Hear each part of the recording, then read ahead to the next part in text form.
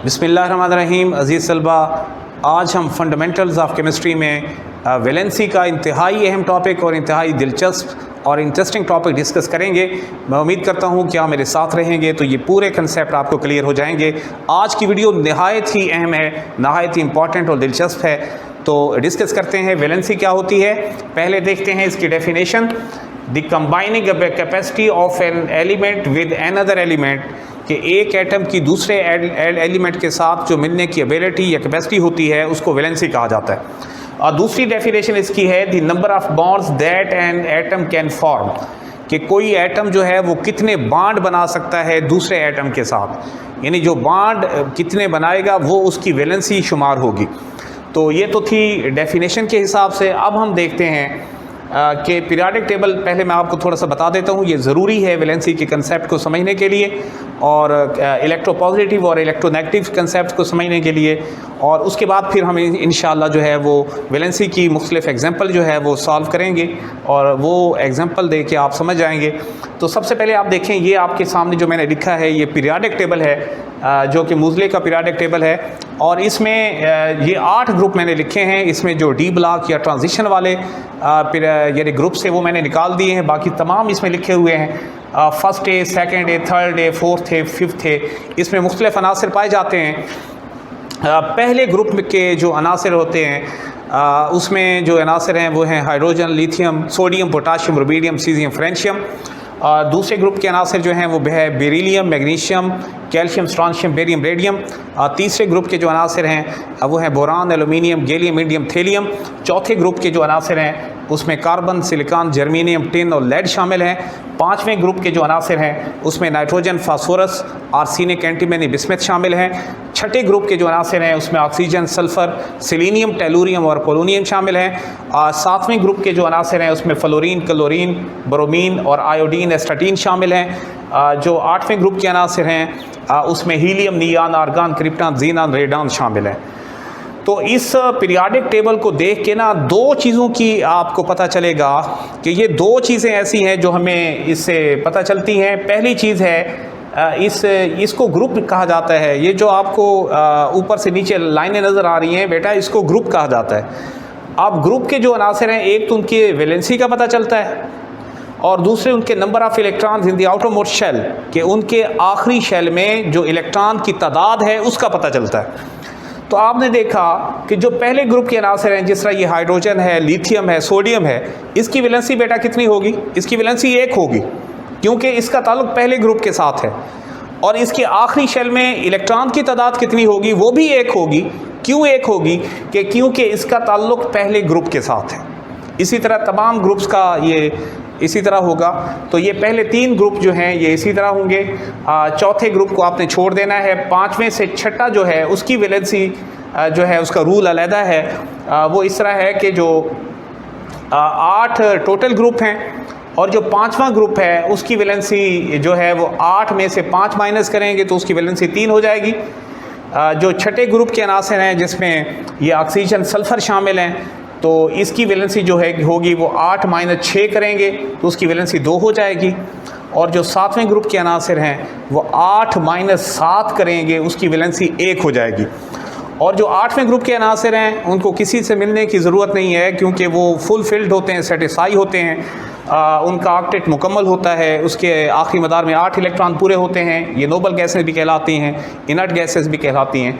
तो अब आपने यहाँ से ये समझा कि पहले 3 ग्रुप के जो नंबर ऑफ़ इलेक्ट्रॉन्स हैं वो ग्रुप नंबर के हिसाब से हैं आखिरी शेल में, और जो 5वां, 6ठा, 7वां ग्रुप है उसमें जो नंबर ऑफ़ इलेक्ट्रॉन्स हैं वो भी उनके ग्रुप नंबर के हिसाब से नहीं है, बल्कि वो 8 में से यानी टोटल में से ग्रुप का नंबर माइनस करके उनकी वैलेंसी निकाली जाती है। तो इसके बाद दूसरी चीज़ जो मैंने आपको बतानी है, दूसरा कंसेप्ट आपको बताना है, वो है इलेक्ट्रोपॉजिटिव कंसेप्ट और इलेक्ट्रोनेगेटिव कंसेप्ट। इलेक्ट्रोपॉजिटिव ये जो होती हैं ना, पहला ग्रुप, दूसरा और तीसरा ग्रुप जो है, इनको इलेक्ट्रोपॉजिटिव मेटल कहा जाता है। इलेक्ट्रोपॉजिटिव किस लिए कहा जाता है? जिस तरह ये हम देखें, सोडियम की मिसाल लेते हैं, तो सोडियम के आखिरी मदार में सोडियम का जो एटॉमिक नंबर है सोडियम का वो होता है 11। कितना होता है 11, यानी इसके आखिरी मदार में 11 इलेक्ट्रॉन होते हैं और 11 ही प्रोटॉन होते हैं, यानी P+11 और E- ये भी कितने हो गए 11 इलेक्ट्रॉन और 11 प्रोटॉन, क्योंकि एटम मजमूई तौर पे न्यूट्रल होता है, तो 11 प्रोटॉन होंगे 11 इलेक्ट्रॉन होंगे। अब होता ये है कि मैं ये स्ट्रक्चर अब बना के आपको दिखाता हूँ कि ये सोडियम, इसका ये न्यूक्लियस है, इसके बाहर ये पहला शेल है, उसके बाद ये दूसरा शेल है, उसके बाद ये तीसरा शेल है। कितने शेल हो गए 3। तो न्यूक्लियस में 11 प्रोटॉन हो गए, 11 प्रोटॉन हो गए जिन पे पॉजिटिव चार्ज है, और इलेक्ट्रॉन जो हैं ये इन शेल्स में डिस्ट्रीब्यूट होते हैं। पहले शेल में 2 इलेक्ट्रॉन आ सकते हैं 2 स्केयर फार्मूले के मुताबिक, तीसरे शेल में 8 इलेक्ट्रॉन आ सकते हैं, इनकी तादाद में लिख देता हूँ, और 2 और 8 कितने हो गए 10, और 11 इलेक्ट्रॉन है तो आखिरी शेल में 1 इलेक्ट्रॉन आएगा। अब बेटा इसमें ना 2 रूल होते हैं, ये 2 रूल का आपको पता होना चाहिए वैलेंसी के कंसेप्ट को समझने के लिए। ये 2 रूल हैं, एक रूल है डुप्लेट रूल, एक होता है ऑक्टेट रूल। डुप्लेट रूल ये होता है कि किसी भी जब एटम सेटिस्फाई होना चाहते हैं तो वो अपने आखिरी मदार में या तो 2 इलेक्ट्रॉन पूरे करते हैं या ऑक्टेट रूल के मुताबिक 8 पूरे करते हैं। अगर उनके मदार में कम है या ज़्यादा तादाद है, कम इलेक्ट्रॉन है, तो वो इतने पूरे करने की कोशिश करेंगे। अब आप गौर से देखें, सोडियम के आखिरी मदार में कितने इलेक्ट्रॉन नज़र आ रहे हैं 1, तो इसको 7 हासिल करना आसान है 8 पूरे करने के लिए, 8 पूरे करने के लिए, या 1 को खारिज करना आसान है 8 पूरे करने के लिए। 1 को खारिज करना इसके लिए आसान है, यानी 8 पूरे करने के लिए, क्योंकि आखिरी मदार में फिर जो इसका आखिरी मदार बचेगा, शेल बचेगा, उसके आखिरी मदार में 8 ही इलेक्ट्रॉन होंगे, तो इसको 1 खारिज करना आसान है। तो जब ये 1 खारिज करेगा तो इसमें इलेक्ट्रॉन की कमी हो जाएगी। इलेक्ट्रॉन कितने बच जाएंगे 10, E-10 बच जाएंगे। प्रोटॉन कितने हैं 11 हैं, तो इसका मतलब है कि ये पॉजिटिव चार्ज सोडियम पे डोमिनेट कर जाएगा। पॉजिटिव चार्ज ज़्यादा हैं, इलेक्ट्रॉन थोड़े हैं, तो इसलिए ये जो मेटल्स हैं पहले ग्रुप की, दूसरे की, तीसरे की, ये इलेक्ट्रोपॉजिटिव कहलाती हैं, इलेक्ट्रोपॉजिटिव कहलाती हैं, यानी इन पे प्लस का चार्ज होता है, इन पे 1+ का चार्ज होता है, सेकंड ग्रुप के अनासर पे 2+ का चार्ज होता है, इन पे 3+ का चार्ज होता है। इसकी वैलेंसी 3, इसकी 2, इसकी 1 होती है। अब हम आते हैं ये जो यानी चौथे को छोड़ के 5वां, 6ठा, 7वां ग्रुप है, इनकी वैलेंसी कैसे होती है। इनकी वैलेंसी बेटा मैंने आपको बता दी कि टोटल ग्रुप में से उसका नंबर मिनहा कर देंगे, नंबर तफरीक कर देंगे तो उसकी वैलेंसी आ जाएगी। यानी 5वें ग्रुप की वैलेंसी 3, छठे की 8 - 6 2 आ जाएगी, 7वें ग्रुप की वैलेंसी 8 - 7 1 आ जाएगी। तो 8वें ग्रुप की वैलेंसी नहीं होती, तो इस तरह इनकी वैलेंसीज होंगी, और ये इलेक्ट्रोनेगेटिव होते हैं, नॉन मेटल्स होती हैं। तो ये इलेक्ट्रोनेगेटिव क्यों होती हैं क्योंकि इसमें इलेक्ट्रॉन की एक्सेप्टेंस होती है, और इसमें जो ये मेटल्स होती हैं ये इलेक्ट्रॉन की डोनेशन से इन पे पॉजिटिव चार्ज आता है। तो ये आपको क्लियर हो गया कि पॉजिटिव चार्ज क्यों आता है और नेगेटिव चार्ज क्यों आता है। नेगेटिव चार्ज आता है इलेक्ट्रॉन की एक्सेप्टेंस से, यानी इलेक्ट्रॉन के दाखिल होने से, और पॉजिटिव चार्ज उस वक्त आता है यानी इलेक्ट्रॉन के निकलने से। तो ये पीरियोडिक टेबल में आपको ये बात क्लियर होगी कि इलेक्ट्रोपॉजिटिव क्या होता है और इलेक्ट्रोनेगेटिव कैरेक्टर क्या होता है। अब हम फिर वैलेंसी की तरफ आते हैं, इसकी एग्जांपल्स की तरफ आते हैं। तो सबसे पहले जो है वो हम डिस्कस करते हैं, इसकी 4-5 एग्जांपल्स हम डिस्कस करेंगे। तो ये फोकस कीजिएगा वाइट बोर्ड की तरफ। पहली एग्जांपल हम लेते हैं HCl की। ये एग्जांपल आपकी बुक में है HCl। ये हाइड्रोजन का सिंबल है और ये क्लोरीन का सिंबल है। अब इसकी हमने देखना है वैलेंसी के कंसेप्ट को समझना है। हाइड्रोजन के आखिरी मदार में होते हैं 1 इलेक्ट्रॉन, इलेक्ट्रॉन को मैंने क्रॉस के निशान से जाहिर किया है। क्लोरीन के आखिरी मदार में होते हैं 7 इलेक्ट्रॉन, इसको मैंने ये नुक्ते से, डॉट से जाहिर किया है। तो ये जो है हाइड्रोजन क्लोरीन आपस में मिल जाएंगे, शराकत से एक बॉन्ड बनाएंगे, क्योंकि म्यूचुअल शेयरिंग करेंगे, और ये म्यूचुअल शेयरिंग या बाहमी शराकत से बॉन्ड बनता है, उसको कोवलेंट बॉन्ड कहते हैं। अब इसके क्लोरीन के आखिरी मदार में 7 इलेक्ट्रॉन थे और ये भी इसमें शामिल हो गया, इसने शराकत की, तो इसके आखिरी मदार में 8 इलेक्ट्रॉन पूरे हो जाएंगे। हाइड्रोजन के आखिरी मदार में 1 इलेक्ट्रॉन था और इसमें ये इलेक्ट्रॉन भी शामिल हो गया, तो इसके आखिरी मदार में 2 इलेक्ट्रॉन पूरे हो जाएंगे। यानी हाइड्रोजन डुप्लेट रूल को फॉलो करती है, क्लोरीन ऑक्टेट रूल को फॉलो करती है और इस तरह ये स्टेबल हो जाते हैं। इससे आपको क्या पता चला कि हाइड्रोजन की वैलेंसी, उसने एक बॉन्ड बनाया है तो उसकी वैलेंसी कितनी होगी बेटा? 1। क्लोरीन ने भी एक बॉन्ड बनाया है, उसकी वैलेंसी कितनी होगी? उसकी भी 1 होगी। यानी क्लोरीन की वैलेंसी भी 1, हाइड्रोजन की वैलेंसी भी 1। क्लियर हो गया? अब दूसरी एग्जांपल हम लेते हैं। दूसरी एग्जांपल है बेरिलियम की ले लेते हैं, जो कि सेकंड ग्रुप में शामिल है। मैग्नीशियम की ले लेते हैं, ये बेरिलियम की। तो मैं ले लेता हूँ एग्जांपल मैग्नीशियम की। मैग्नीशियम क्लोराइड को जब हम लिखते हैं तो लिखते हैं MgCl2। MgCl2। मैग्नीशियम के साथ इसमें 2 क्लोरीन इसके साथ शामिल होते हैं फार्मूले में। तो फार्मूला बनाने का तरीका फिर मैं और वीडियो में आपको बताऊंगा कि फार्मूला कैसे बनाया जाता है। बहरकैफ आप ये समझें कि मैग्नीशियम क्लोराइड का फार्मूला होता है MgCl2। इसमें आपको ये देखें कि मैग्नीशियम के साथ 2 क्लोरीन जो हैं वो अटैच हैं। मैग्नीशियम के आखिरी मदार में, क्योंकि इसका ताल्लुक जो है ये दूसरे ग्रुप के साथ है, इसके आखिरी मदार में 2 इलेक्ट्रॉन होते हैं। क्लोरीन का ताल्लुक 7वें ग्रुप के साथ है, इसके आखिरी मदार में 7 इलेक्ट्रॉन होते हैं। तो क्लोरीन के आखिरी मदार में 7 इलेक्ट्रॉन और मैग्नीशियम के आखिरी मदार में 2 इलेक्ट्रॉन होते हैं। तो ये जो इलेक्ट्रॉन हैं ये शराकत कर लेंगे इस तरह,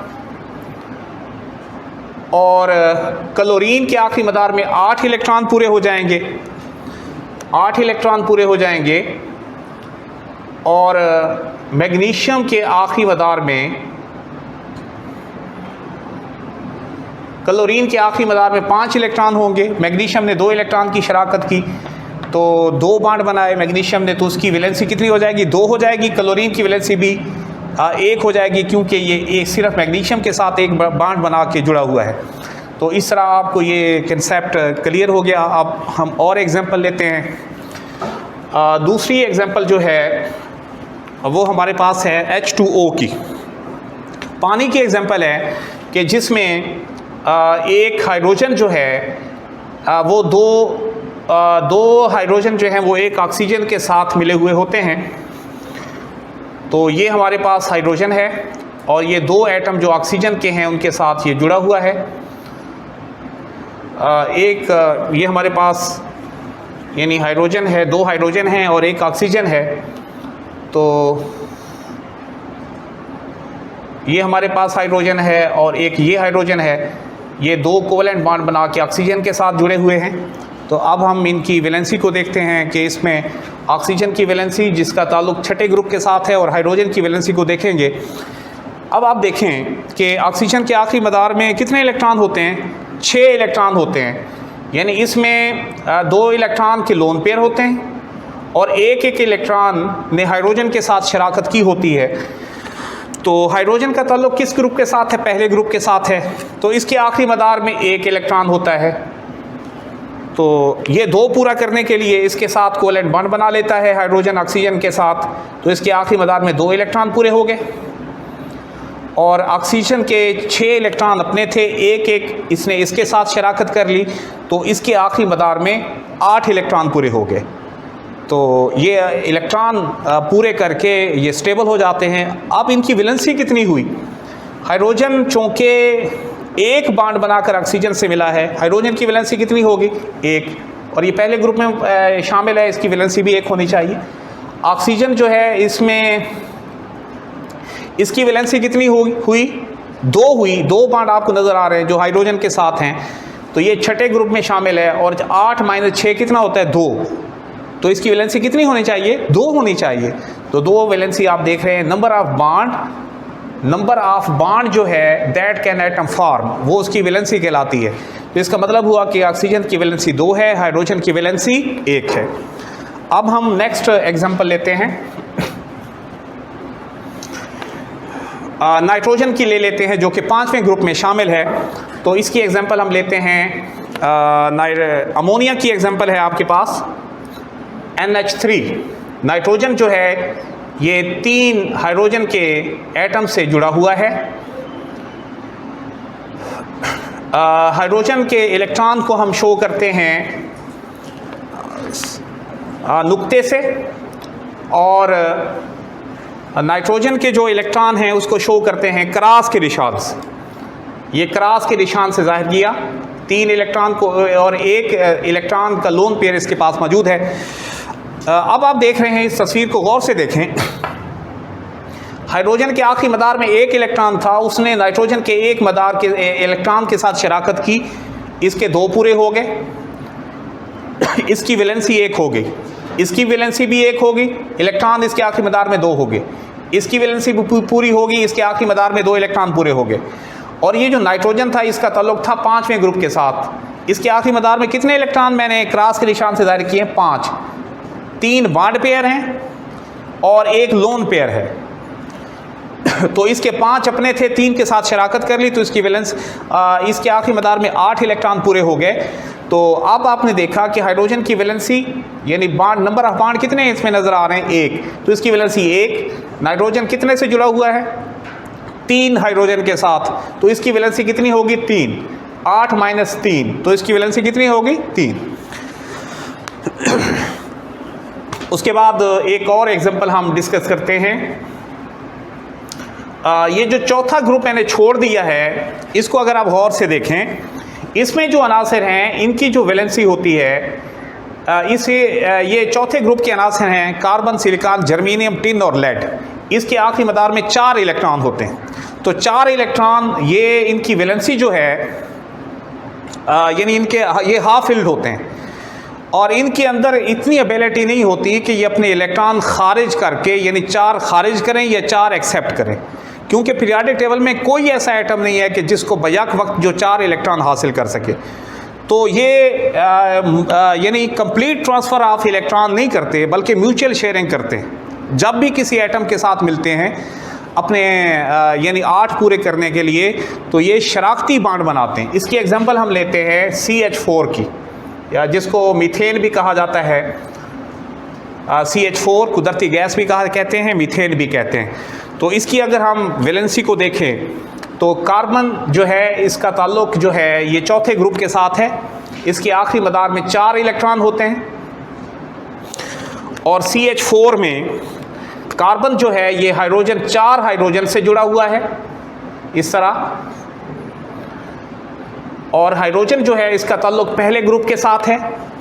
इसके आखिरी मदार में 1 इलेक्ट्रॉन होता है इस तरह। अब कार्बन के साथ ये म्यूचुअल शेयरिंग से शराकती बॉन्ड बना लेता है, सिंगल कोवेलेंट बॉन्ड। अब कार्बन के 4 अपने इलेक्ट्रॉन थे, 1 के साथ उसने शराकत की, 8 इलेक्ट्रॉन पूरे हो गए। हाइड्रोजन के आखिरी मदार में 1 इलेक्ट्रॉन था, 1 के साथ शराकत की, 2 पूरे हो गए। डुप्लेट रूल को भी फॉलो किया हाइड्रोजन ने, कार्बन ने ऑक्टेट रूल को फॉलो किया। तो हमने इसमें देखना है कि वैलेंसी का तस्वुर। तो हाइड्रोजन की वैलेंसी बेटा कितनी है? 1 है, क्योंकि ये इसने 1 बॉन्ड बनाया है। कार्बन 4 से जुड़ा हुआ है, तो इसकी वैलेंसी कितनी होगी? 4 होगी। कार्बन की वैलेंसी कितनी होगी? 4 होगी। तो उसके बाद ये वैलेंसी का कंसेप्ट जो है इन एग्जांपल से आपको वाज़े हो गया होगा। और अब हम डिस्कस करते हैं वेरिएबल वैलेंसी। ये आखिरी इसमें टॉपिक है वैलेंसी में, वेरिएबल वैलेंसी। वेरिएबल वैलेंसी का मतलब होता है मुतगय्यर वैलेंसी, यानी कुछ अनासर ऐसे होते हैं जिनकी वैलेंसी मुतगय्यर होती है, यानी चेंज होती है।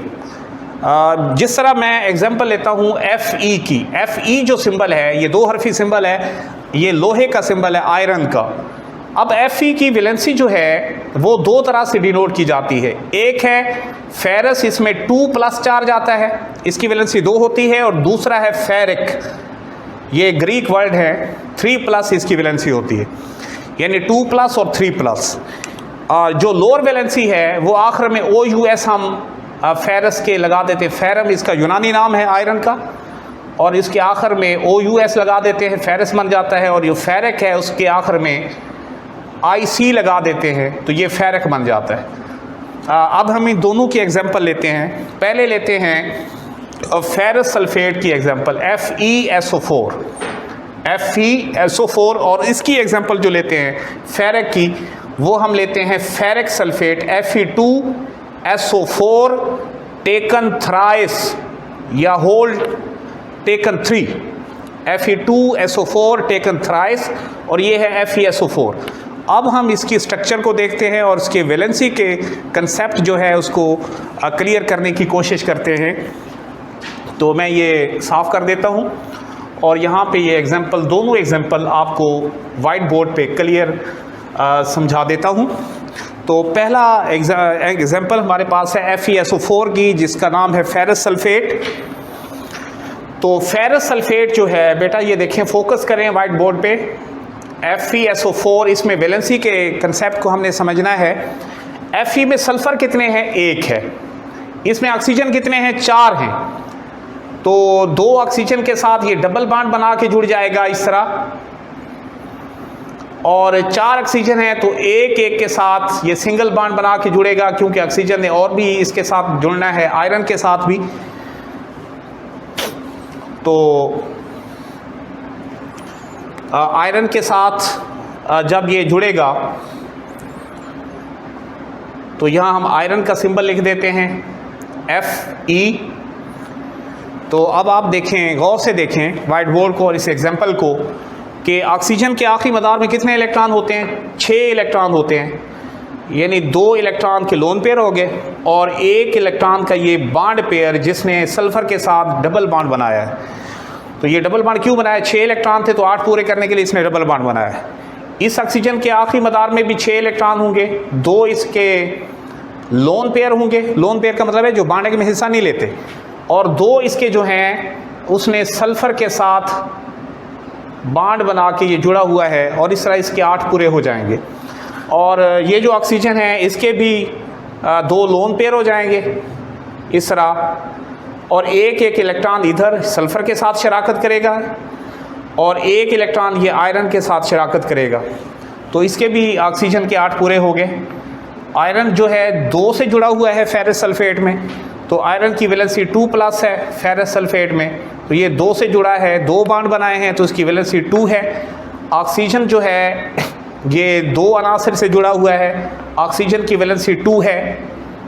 सल्फर जो है ये यानी 6 बॉन्ड बनाए हैं, नंबर ऑफ बॉन्ड्स को कहा जाता है ना, 1 2 3 4 5 6, तो इसकी वैलेंसी 6 हो गई। सल्फर की वैलेंसी 6 हो गई, ऑक्सीजन की वैलेंसी 2, यानी 2 बॉन्ड बनाए हैं, 1 और 2, 1 और 2, इसने भी 2 और इस ऑक्सीजन ने भी 2, तो इसकी वैलेंसी 2 हो गई। सल्फर की वैलेंसी 6 होगी, आयरन की वैलेंसी 2 हो गई। तो ये फेरस सल्फेट की एग्जांपल आपको क्लियर होगी। दूसरी एग्जांपल बेटा मैं आपको समझाता हूँ, ये आखिरी एग्जांपल है, मेरे साथ रहिएगा। तो ये आखिरी एग्जांपल आप देखें, फेरिक सल्फेट। फेरिक सल्फेट का फार्मूला होता है Fe2SO4, Fe2SO4 taken thrice, Fe2SO4 taken thrice. इस फार्मूले को मज़ीद मैं थोड़ा सा क्लियर करके लिखता हूँ, Fe2SO4 टेकन थ्राइस। ये 3 जो है ये सल्फर के भी 3 एटम हैं और ऑक्सीजन के ये 4 × 3 12 एटम हैं, इसको शो करता है। ये 3 इन दोनों के साथ एटम्स के साथ तादाद को शो करता है। तो अब आप इसमें देखें सल्फर के कितने, हमने सल्फेट का जो रेडिकल है उसके कितने हैं? 3 एटम है, 3 है, तादाद 3 है। तो आप इस सल्फेट को लिखें, पहले सल्फेट को आप लिखें S सल्फर, 4 ऑक्सीजन से मिला हुआ है, उसी तरह आपने लिखना है 4 ऑक्सीजन हो गए, 2 ऑक्सीजन ये हो गए डबल बॉन्ड के साथ, और ये 2 ऑक्सीजन ये सिंगल बॉन्ड के साथ, और यहाँ एक Fe, और ये 3 है, एक मैंने बना दिया है तो दूसरा भी बनाता हूँ इसी तरह, sulphur double bond O, double bond O, single bond O, single bond, और इसके साथ ये Fe यानी आयरन। उसके बाद ये तीसरा S जो है SO4 हमने बनाना है, तो S double bond O, double bond O, और ये एक सिंगल बॉन्ड S बनाएगा ऑक्सीजन के साथ, और उसके साथ भी ये Fe जो है ये तीसरा Fe का एटम होगा। Fe2SO4 taken thrice. तो 3 सल्फेट थे, Fe2 थे, Fe कितने 2 थे। लेकिन अब हमने देखना है कि Fe की जो वैलेंसी है फेरिक सल्फेट में वो होती है 3+। कितनी होती है 3+। 3+ वैलेंसी का मतलब है कि ये 3 एटम से जुड़ा हुआ हमें नज़र आना चाहिए। तो अब आप देखें, ये जो आयरन है ये इसके साथ भी बॉन्ड बनाएगा, इस ऑक्सीजन के साथ भी बॉन्ड बनाएगा, और यही आयरन इस ऑक्सीजन के साथ भी बॉन्ड बनाएगा। ये जो आयरन है ये इसके साथ भी बॉन्ड बनाएगा, इसके साथ भी बनाएगा, और इसके साथ भी बनाएगा। ठीक हो गया। तो अब आपको ये सारे अनासर की वैलेंसी नज़र आ रही है। इस आयरन की वैलेंसी कितनी हुई, इसमें आपको 3 बॉन्ड नज़र आ रहे हैं। तो नंबर ऑफ बॉन्ड क्या होता है, वैलेंसी होती है। तो इसमें नंबर ऑफ बॉन्ड इस आयरन में कितने नज़र आ रहे हैं जी, 1 2 और ये 3, यानी इस आयरन की वैलेंसी कितनी हो गई 3। Fe3 Fe2, ये 2 आपके पास Fe2 हैं, 2 आयरन हैं, और हर एक की वैलेंसी कितनी है 3 है। ऑक्सीजन की वैलेंसी आपको कितनी नज़र आ रही है 1 2, इसमें 2 बॉन्ड बनाए हैं, इसकी वैलेंसी 2, इसमें हर एटम की आप देख लें। ऑक्सीजन की वैलेंसी 2, सल्फ़र की 2 ये हो गए, 2 बॉन्ड ये हो गए, 1 1 ये हो गया। सल्फ़र की वैलेंसी 6 हो गए, यानी सल्फ़र की वैलेंसी 6, ऑक्सीजन की 2, और आयरन की फेरिक सल्फेट में वैलेंसी हुई 3+, यानी 3 वैलेंसी हुई, यानी इसमें नंबर ऑफ बॉन्ड जो बनते हैं वो 3 बनते हैं। तो इससे वैलेंसी का इंतहाई दिलचस्प और इंटरेस्टिंग टॉपिक इख्तिताम पजीर हुआ। मैं उम्मीद करता हूँ कि इन तमाम एग्जाम्पल से आपको वैलेंसी का कंसेप्ट क्लियर हो गया होगा। तो आइंदा तक के लिए इजाज़त दीजिए, अगली वीडियो तक के लिए मेरे साथ रहिएगा। आइंदा तमाम वीडियोस के लिए बहुत ही अहम टॉपिक केमिस्ट्री के डिस्कस होंगे। तब तक के लिए इजाज़त, अपना बहुत ख्याल रखिएगा। अल्लाह हाफिज़।